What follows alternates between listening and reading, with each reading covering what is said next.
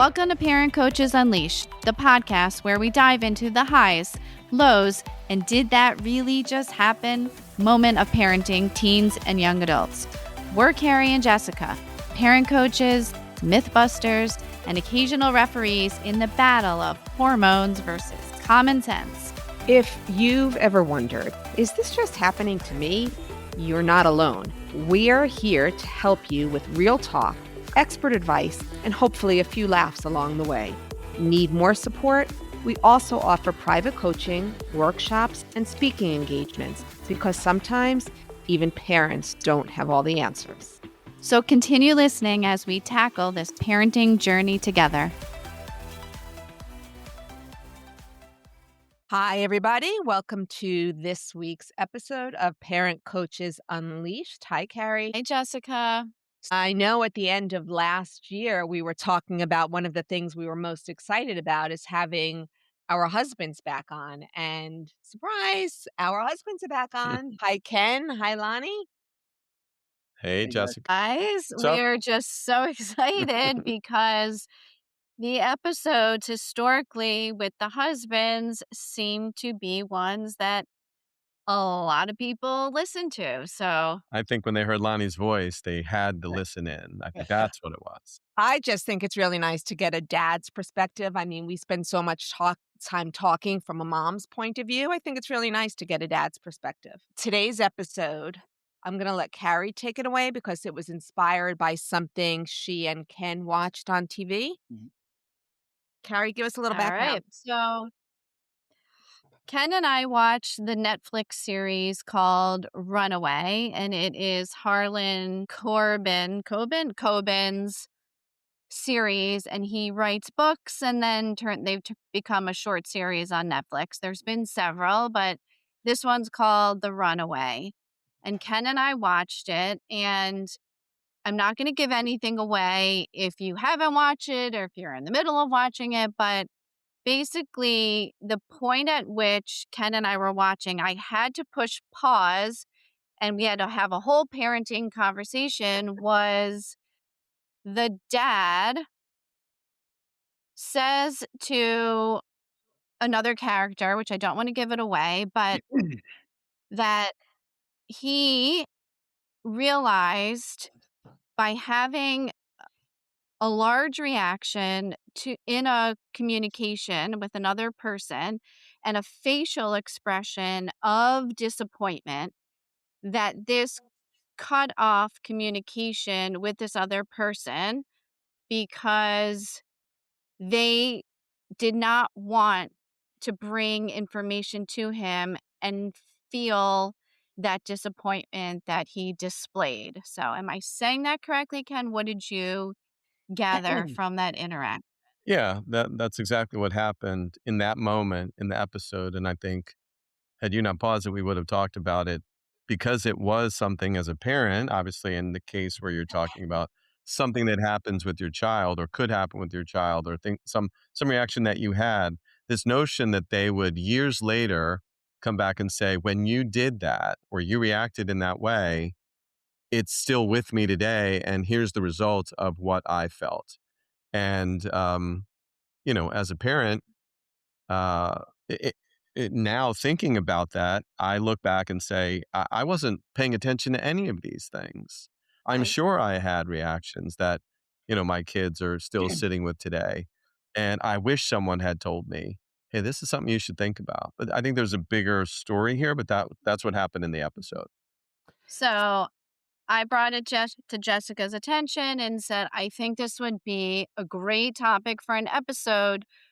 And let's bring the husbands in because I think when we're talking about like big things or small things or disappointments or fears, all of these things in parenting, first of all, no one told us, hey, watch out. Your kid's always paying attention. And it could be your facial expression or your body language, not just the words that come out of your mouth. So I brought it to her attention saying, hey, I think this would be a good one to talk about. And it would be great to have the guy's perspective as well, because as husbands and wives and men and women, we have different reactions to things. And, some of us are better than others at different situations. So it's interesting. because what you're saying, I think, makes a lot of sense. And it reminds me of when the kids were little and they would say something. Let's say, remember the time Avery, our oldest, Mhm, she said her first curse word. mhm. Lonnie was changing a light bulb and he dropped the screws and he said, "Oh, shit." And then she was holding her little baby doll and she dropped it and she's like, "Oh, shit." And we laughed. We laughed. It's a reminder that yes, your kids are always watching. At moment she thought it was funny to say, so then she kept repeating it. And if you think about that in a bigger picture, like what you guys are talking about, in our reactions can have a negative impact on them as well. So I know the scene you're talking about, Carrie, and I think parenting has changed, right? I didn't feel comfortable talking to my parents about certain things, and no matter what the reaction would have been, I just didn't talk to them the way that I think our kids talk to us, right? How with that being But can said, I ask you a question first? Did you not talk to them about things? So let's just call it sex, Drugs, rock drugs, and roll. alcohol, you whatever. Like, none of it. did you not talk to them about it because you were afraid of their reaction, or did you just not talk about it because you didn't have that type of open communication in your relationship?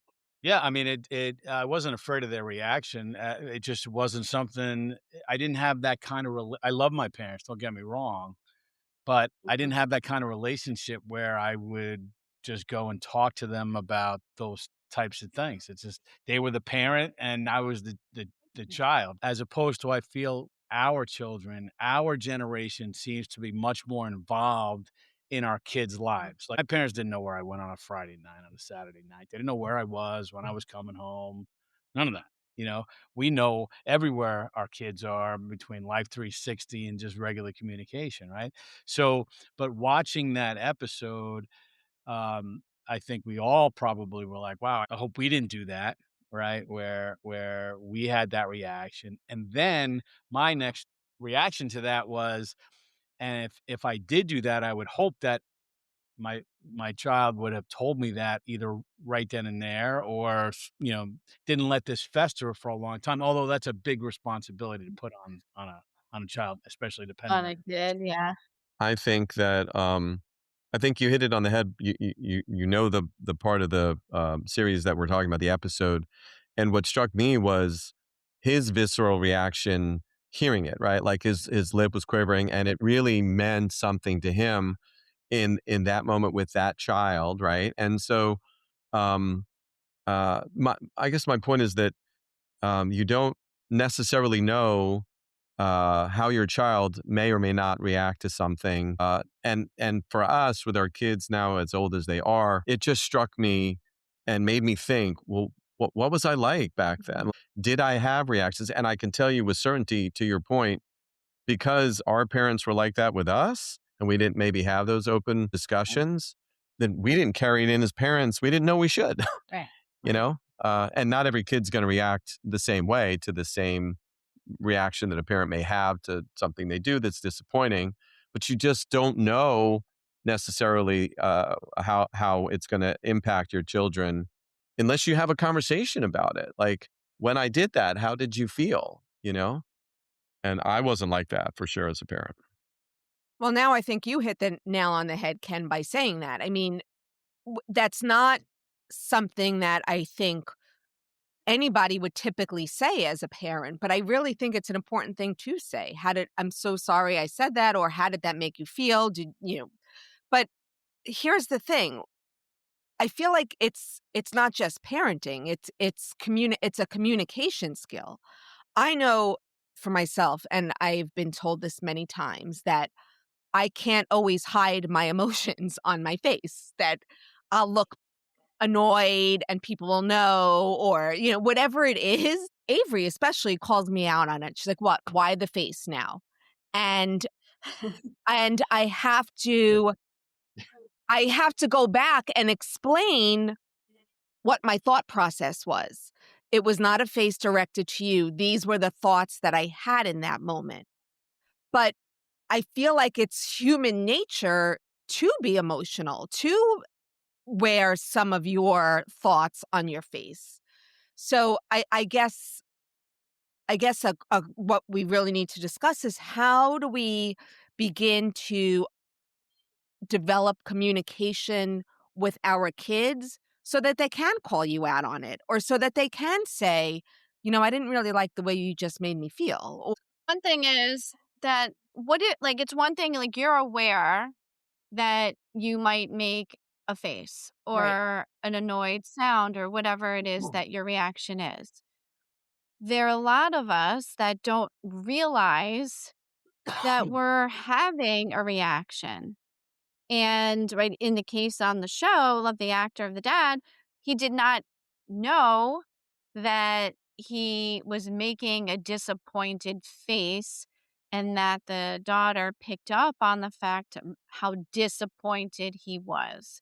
Right. So I think while we were are talking about this is to just bring it forward so that we're thinking about this as parents to know, not saying don't have an emotion, don't show it, but be aware that you might be doing it even though you don't know you are, and talk about it with your child if you realized after that you did. It's okay to apologize, or I didn't realize, and how did that make you feel? Or I don't want to shut the door on this because I'm looking disappointed, or whatever the face is, or I'm scared. You saw my fear. I don't think that we're saying don't ever have any emotion with your No, child. no, Definitely, I don't definitely think not that saying either. that. I think Okay. it's more what you said, to be aware of it and to be able to have an open discussion about what your emotions are. Here's what I would say. I think the conversation or actions really happen prior to any conversation. Meaning, you don't want to fake a reaction just to make them feel better, right? Because if they did something wrong, they did something wrong. But you need to make sure that on a daily basis, I guess, that they know that talking to you is a safe place regardless of what the situation is. Mhm. So when they do say something, like we've told our kids when they've come to us, "Listen, that you were wrong on that. You shouldn't have done that. You shouldn't have said that to this person. You're not handling this right. What you did was wrong, and you gotta address it." Right? And it doesn't mean that we change how we feel about it. It's just on that particular situation, that's what is called for. But again, I think it happens beforehand. It's not just a one-time reaction that you may have. It's a consistent feeling of making them comfortable enough to say whatever they want to say, recognizing that there may be some consequences to their actions of whatever they say. I think it really all goes back to communication. I feel like that's the basis for any. We're gonna do a one of those reels where it's like it's all about communication. but Jessica, it it's all but about which it is. It totally 100% is, but but it it's is, and I you know think I know. I really do, because if you think about it, like, think back to your memories of your childhood. I know some of my strongest memories are negative ones, like people's words, how people's words have hurt me. I just feel like it, human nature, it's much easier to hold on to the negative stuff. And I think if I was starting all over with parenting now, or if I knew someone that was becoming a parent, I think that would be my first piece of advice. Like, your words matter. And clearly, the way your first, just like we say, first impressions matter, your first Yeah. reaction matters. So Yes. even if you walk away from whatever the situation is, your kid comes home and tells you they got a tattoo and you have a strong reaction to that, it's okay to say to them, you know what? You just threw this on me. I need a minute. I'm not really happy with the way I reacted to that. Let's talk about, but it's okay for your first reaction to be one of surprise or be upset, but I think it's how you rebound from it also and how you follow up with it. Yeah, again, going back to the episode and this series itself and Runaway, what it what struck me and whether I projected it or not was that this dad was so unaware of the things that were going on in his life and the way that he interacted with his really his family Right. that they tended to keep things from him. And it's probably because, again, it's a show, so, maybe I'm making some of this up, but it's probably because these are his habits, right? Right. He does certain things all the time, and maybe that's the message for parents, right? Like, it's okay to have a reaction, but it's also important to not always react the same way to things that are, that don't sit well with you. Because then your kids always expect that from you. And at some point, they'll say, well, if he's going to do that because he always does that, maybe I just won't tell him, Mhm. right? Even though it's important, I just won't Right. tell him because I'd rather not deal with that, right? Right. Ken, I got a question for you because as I'm thinking about this conversation, I'm thinking about how I handle things as a parent and then how I've handled things as a professional, right? Where I've employed many people, both in a public sector as well as a private sector, and I felt when people had to tell me things, right? I removed all the emotion from it, and I just listened, right, and didn't react you know, the way I probably would react if it was like a home situation. Hmm. You know what I'm That's saying? I don't interesting. know how to explain it, but like I'm looking as we're talking about this, I'm thinking about some of the things that have been told to me have been traumatic, unbelievable. You mean in work, At work, professionally? professionally, I just listened because I had to process it and then come up with whatever the solution was.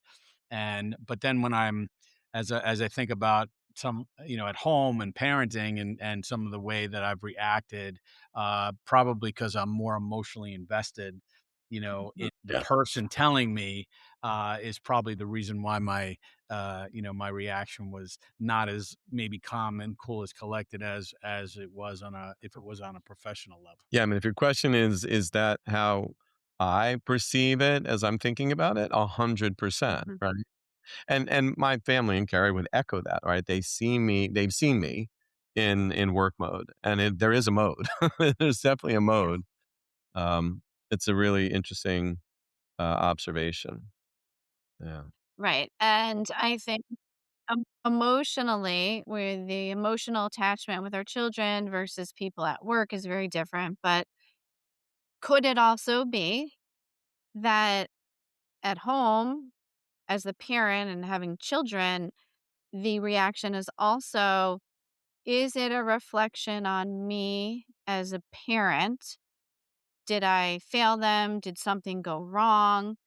Versus we don't necessarily have that same personal feelings about people we work with. That's just a question. I'm not stating that that's what happened, Lonnie or Ken, but what do you guys think about that? Is there any validity in that statement at all to you? I think there's lots of components to this emotional attachment with your kids, and you certainly look at them as a reflection of you, the things that they do. Like, I'm sure I feel like I've matured as a parent, but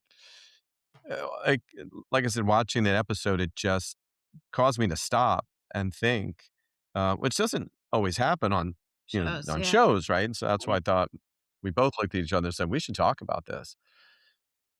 Okay, so we've have this emotional reaction to our kids.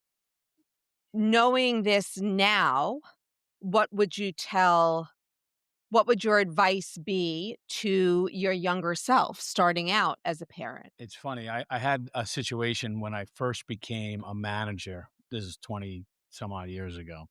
And I had this huge reaction in front of everybody. And I remember my boss telling me, you have to understand that, you know, you, your reaction sets the tone for everything. They're Mhm. always watching you, whether you like it or not, and I was very young at the time. And at the time I was responded first and thought later type thing. Yeah. And so I would probably say the same thing that there's, no child's perfect, no situation's perfect.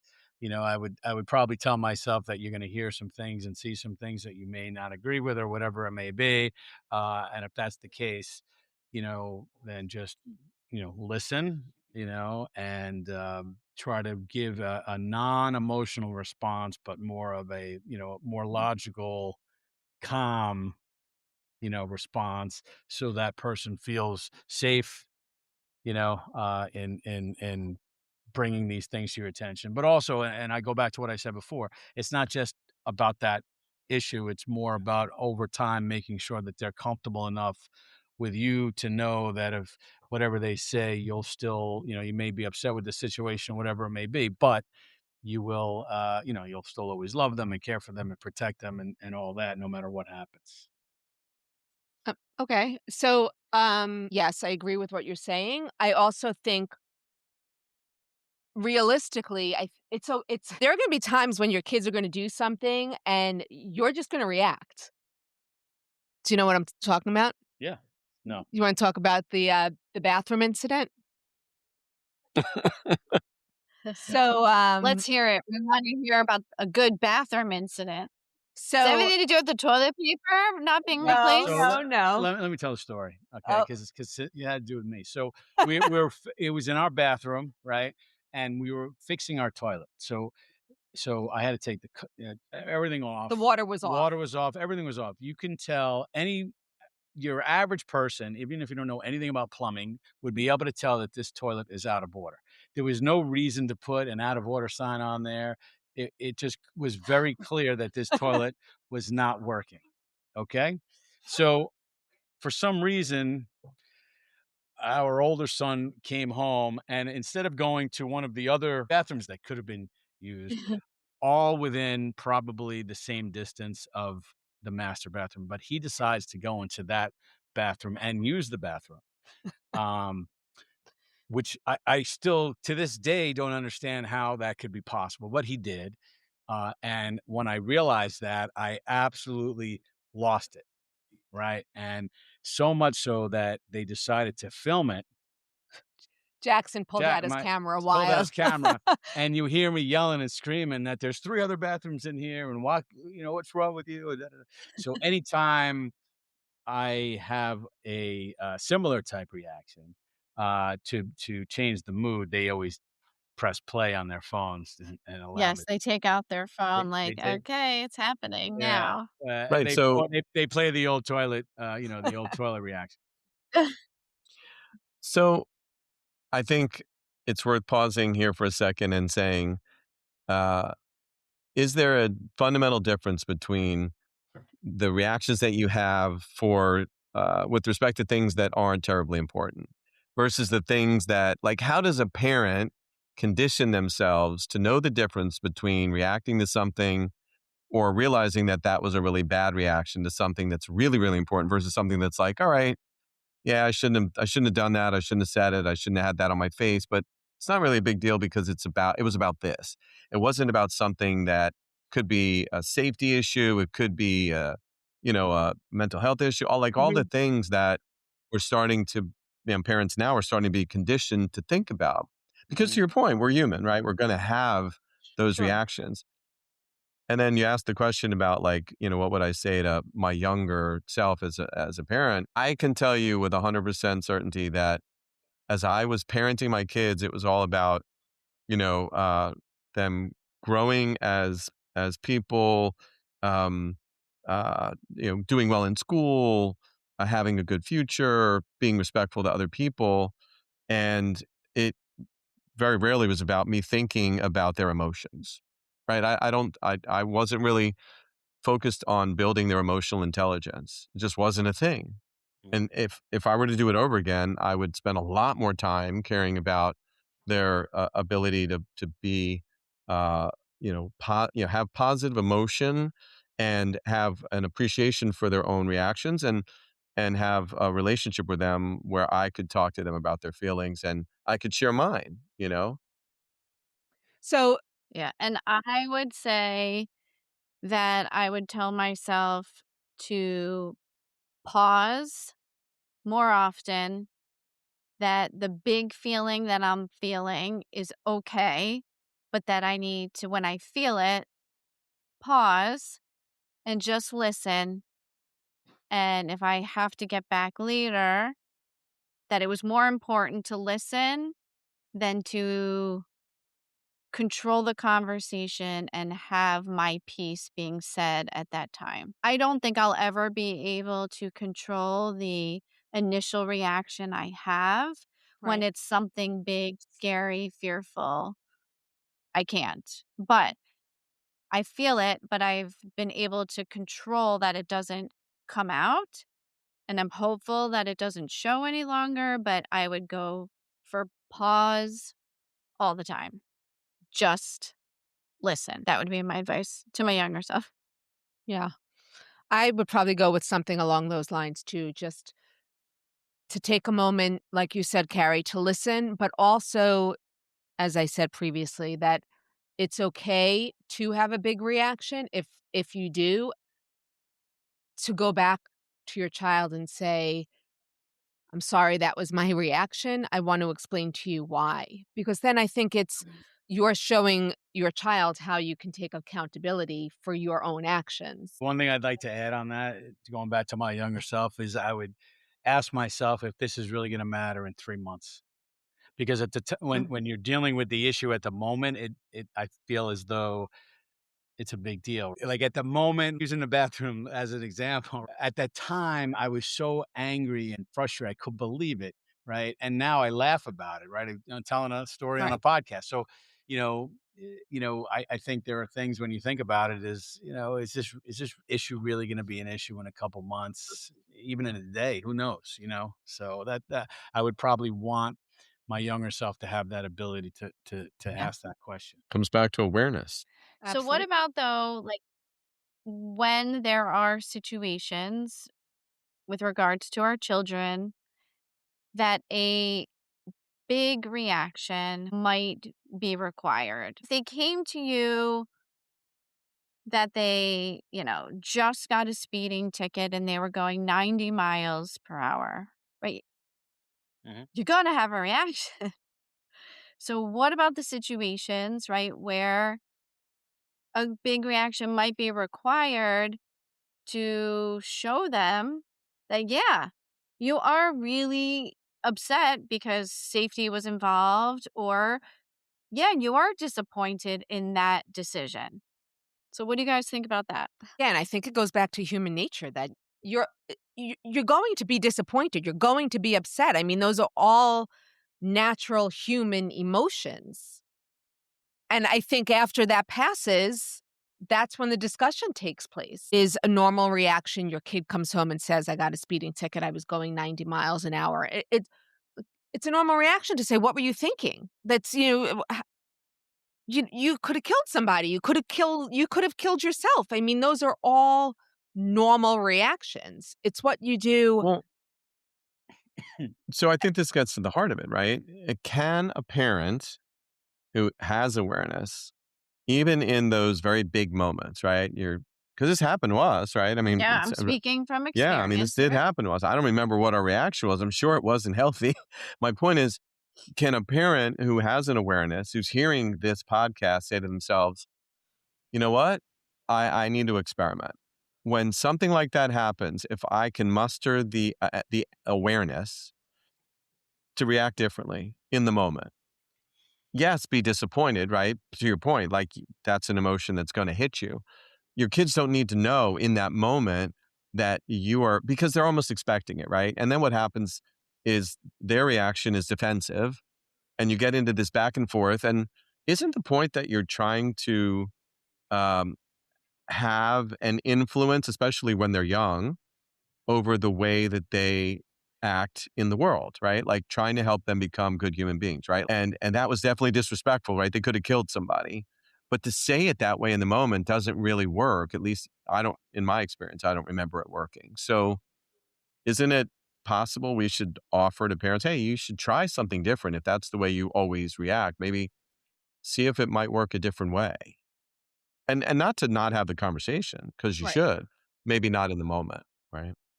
I think it also depends. Is this are we talking about a kid who's routinely getting into trouble, or is this a kid who this is his first offense? I don't know. I Yeah. think You're it's right, it's not a one size fits all, that's for sure. right.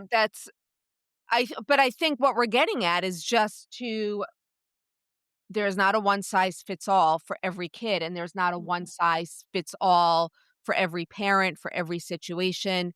And again, I'm going to say it, and we're going to get those hats made. I think it goes back to communication. I think it goes back to the way your child, if my child, I'd be happy that my child was coming to me and telling me they got a speeding ticket and not hiding it.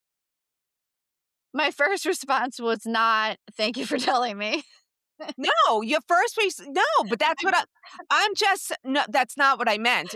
Because No, Ken was I know, but I'm just asking, thinking about friends right, saying, "Well, maybe try a different way." right. But that's what it That all was goes back not It's to. not what you did in the that's moment, not but what I did in the Right. moment, and Human nature. It's human nature. It's your Mhm. first reaction. It's your gut reaction. And I think what we're trying to say is take a pause. Those moments are going to come and they're going to be hard.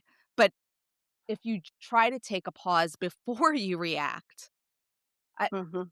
But I also think that it has whatever the issue is has to be addressed. I'll give you an example. I was driving the other day with both the boys. My younger son was driving, and we came to a stoplight, and he started looking at his phone.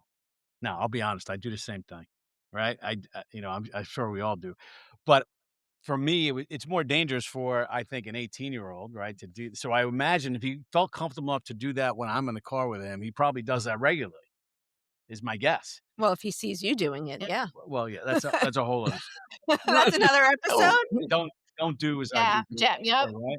yep. But the point is I addressed it right then and there. I said, "You absolutely cannot do that," "Do not do that again. This is dangerous." Now he didn't say to me, "Well, you do it, dad. What, is that okay?" Thankfully, because I'm not sure how I would have responded. But the point is that I think that things are gateways to other things. The point is that you start, you know, texting while you're driving, you start speeding, you start doing more riskier, you start having riskier behavior, which is the reason why I'm saying it needs to be addressed at that moment, regardless of your reaction. So we need to address you're looking at your phone while you're driving too. Alright, it's officially addressed. We are witnesses of it Yes. being addressed. I think this was a pretty I think we got into a lot of heavy topics here, so let's lighten the mood a little bit and play Alright. a quick. Ken's much better at this game than I am. So Jessica's gonna ask Ken, Mhm. a few things, and then I'll ask Lonnie different things. And so just tell us the first thing that kinda comes to mind. Whether you wanna give a one word or a sentence or explain a little, it's totally up to you. Okay. Ken, the hardest thing to stay calm about with my kids is. hardest thing to stay calm about with my kids is when they're disrespectful to other people. Hmm, Trying to help them be better, always good human beings. You should be respectful to other people. I secretly miss my child when. When they were, playing sports when they were younger, Oh, Mm. that yeah. was my favorite time. It's hard to stay quiet when. When there's a safety issue, Okay. for sure, as Yeah, all right. Lonnie would say, that's a safety issue. Last one. I want you to answer this one too because Yeah. I like this one. The quality I admire most in my kids is. Their resilience. Hmm, They are very the resilient. okay. You wanna start with that one? Is Lonnie gonna answer that one? I'll answer the qual I think the quality that I admire most is their compassion for others. Okay. Mm, Alright, Carrie, that's a you're good up. one. Alright. One word to describe parenting at this stage. I would say it's more fun. Really? I do. I think Huh, it's more fun as they get older. okay. Um, The thing I worry about, but don't always say, is is their driving. I concerns me. I don't I because I don't like to drive, in general, and I do a lot of driving, and I watch people drive, and how there aren't more accidents out on the road is mind-boggling to me. So Mhm. I'm always very worried about Biggest sign your child is independent. that. When they pay their own bill. Hasn't happened yet. Avery's halfway there, but Yeah.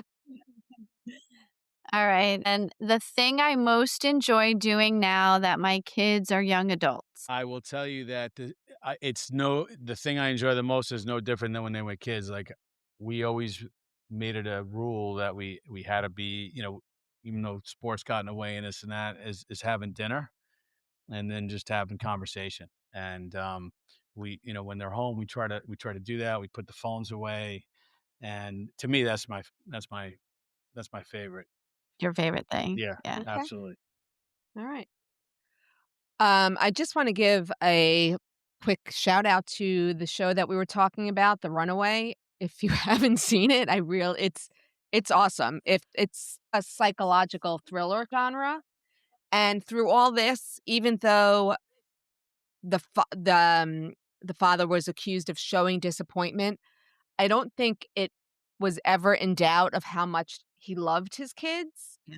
and he believed that everything he was doing was out of love, and I think it was really interesting for him when he realized that his kids thought of him in a different way. The only advice Mhm. I give if you're watching, there's a lot going on. I mean, a lot going on, and if you have attention Yeah. span issues such as I do, I encourage you to watch with somebody who can remain focused and can Keep fill me in and focused. can fill in some of the Yeah. gaps because it Yeah. was a little bit difficult for me to keep to follow. It doesn't help that you kept Well, falling the other asleep, but part too is that my advice would also be do not try to spend your time figuring it out, right? We want to figure out like what's yeah, going on, who did what. I Mhm. would say don't even waste your time. Just try to watch and experience what their experience is because it will all come together. But we're wasting a lot of time and energy because Mhm. we won't figure out what's going on because there is so much going on. yeah. Thank you So, guys both for being with us. We all really right. appreciate your Thanks for having Yes. us. insights. You bet. Important Thank you topic. guys so Thank you. much. And we look forward to the next time you are with us. So, And if something strikes you, our listeners, that you would like us to talk about, please drop us a line at info@parentcoachesunleashed.com. And thanks for listening. Take care.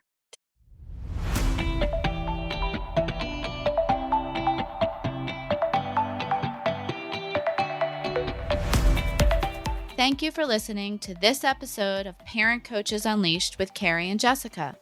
Together, we can raise the next generation of independent, capable, and compassionate young adults.